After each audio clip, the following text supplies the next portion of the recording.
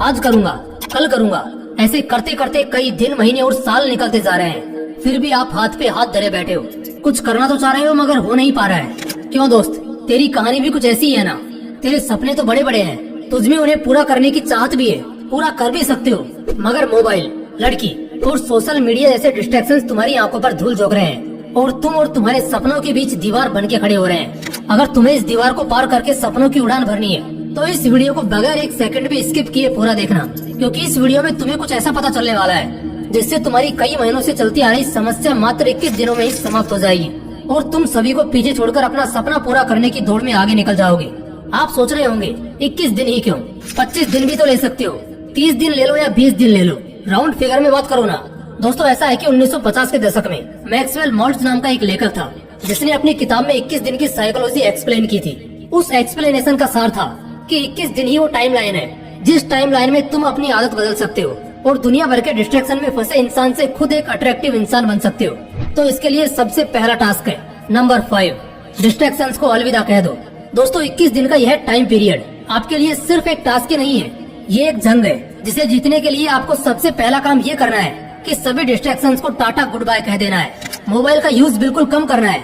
कम से मेरा मतलब है आप मोबाइल तभी यूज करोगे जब आपको उसकी सबसे ज्यादा जरूरत है, और उससे भी पहले आप एक काम करो, अपने मोबाइल से इंस्टाग्राम और फेसबुक जैसी सभी तरह की सोशल मीडिया एप्स को डिलीट कर दो, ताकि बांस भी नहीं रहेगा और डिस्ट्रैक्ट करने वाली बांसुरी भी नहीं बजेगी। दोस्तों, ये सोशल मीडिया डिस्ट्रैक्शन ही है जिसने आपको सपनों की उड़ान भरने से रोक रखा है, आपको जकड़ रखा है। इस जकड़ से अगर बाहर निकलना है ना तो इस जकड़ को तोड़ना होगा। मानता हूँ कि ये आपके लिए आसान नहीं होगा, बार बार मोबाइल की ओर हाथ जाएगा, पर आपको आपके विल पावर के दम पर उसे जाने से रोकना है।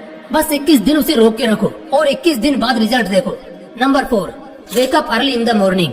आपको हंसी आ रही होगी कि सपना पूरा करने के लिए सुबह 4 बजे उठने की क्या जरूरत है ना। इसी हंसी के साथ आपको यही सवाल स्टीव जॉब्स से पूछना चाहिए, क्योंकि जब तक वो जिंदा रहे वो इसी टाइम पर उठते थे। यही सवाल आपको दुनिया को योग और ज्ञान का पाठ पढ़ाने वाले गुरु और हमारे देश के प्रधानमंत्री से पूछना चाहिए, क्योंकि ये लोग भी इसी टाइम को the perfect time of success कहते हैं। 4 बजे उठने का मतलब यह नहीं है कि आप बहुत एक्टिव हो, इसका मतलब यह भी होता है कि आप अपने सपने, अपने गोल को अचीव करने की होड़ में फुल्ली फोकस्ड हो। सर्दी के दिनों में जब चद्दर से निकलने का बिल्कुल भी मन नहीं करता, तब भी अपनी विल पावर की क्षमता को जानकर वही इंसान उस टाइम पर उठ सकता है जिसकी जिद ज्वालामुखी के समान हो। खुद से वादा करो कि 21 दिन के इस सफर में आप किसी भी हालत में हर दिन सुबह 4 बजे उठोगे। नंबर 3, फिटनेस पर ध्यान दो। आपको एक किस्सा बताता हूँ। एक इंसान था, उसका बचपन से एक सपना था कि एक दिन वो एक ऐसा मुकाम हासिल करेगा जहाँ उसे बैठे बैठे सब मिलेगा। वो फुल ऐसो आराम की जिंदगी जिएगा।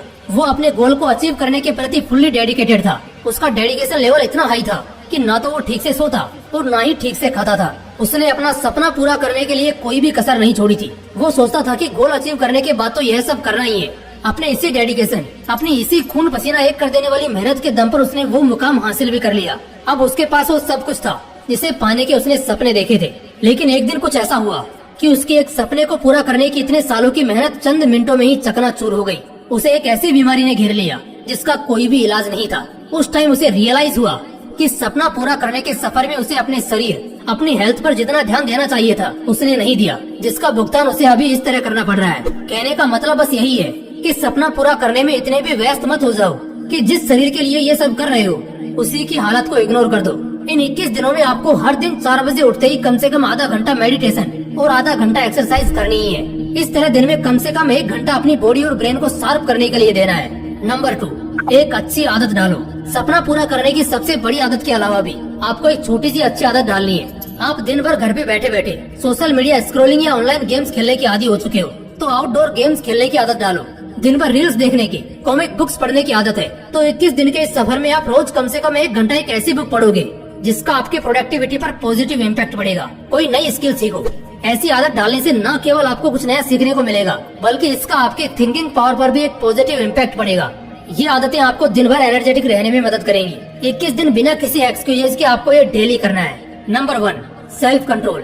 अपने गोल को अचीव करने के लिए कितना ही प्रयास कर लो, साम दाम दंड भेद सभी का उपयोग कर लो, लेकिन जब तक आप अपने आप को कंट्रोल नहीं कर पाओगे तब तक आपके लिए कुछ भी अचीव करना ऑलमोस्ट इम्पॉसिबल है। एक तरफ आप कुछ प्रोडक्टिव करना चाह रहे हो और दूसरी ओर सोशल मीडिया स्क्रॉल करने पर आपका बिल्कुल भी कंट्रोल नहीं है, तो कैसे आप काम कर पाओगे और कैसे अपना गोल अचीव कर पाओगे? अपनी लगाम अपने हाथ में रखना सीखो। मोबाइल जैसे डिस्ट्रैक्शन के हाथ में अगर आपकी लगाम होगी तो वो आपको ऐसे दौड़ाएगा कि आप चाहकर भी कुछ नहीं कर पाओगे। इन 21 दिनों में उन सभी चीजों से दूरी बना लो जो आपका कंट्रोल अपने हाथों में लेने का प्रयास करती हैं। देखो, 21 दिन में आदत डालने की साइकोलॉजी को दुनिया के ज्यादातर साइकोलॉजिस्ट इनकार करते हैं। इसे प्रूव करने के लिए उन लोगों ने कई स्टडीज भी कंडक्ट की, जिनका रिजल्ट आश्चर्यजनक था। स्टडीज में पाया गया कि एक आदत डालने या बिगाड़ने के लिए कम से कम 60 दिन लगते हैं। लेकिन आप ये सब सुनकर डिमोटिवेट मत हो जाना दोस्तों। आप अगर चाहो तो अपनी आदत 21 दिन में क्या 10 दिन के अंदर बदल सकते हो। जरूरत है तो बस अपनी विल पावर बढ़ाने की, और ये तभी हो पाएगा जब आपका सपना बड़ा होगा और उस सपने को पूरा करने की चाहत भी।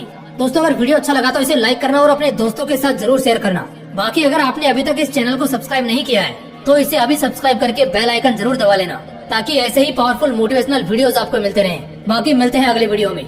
जय हिंद, जय श्री कृष्ण।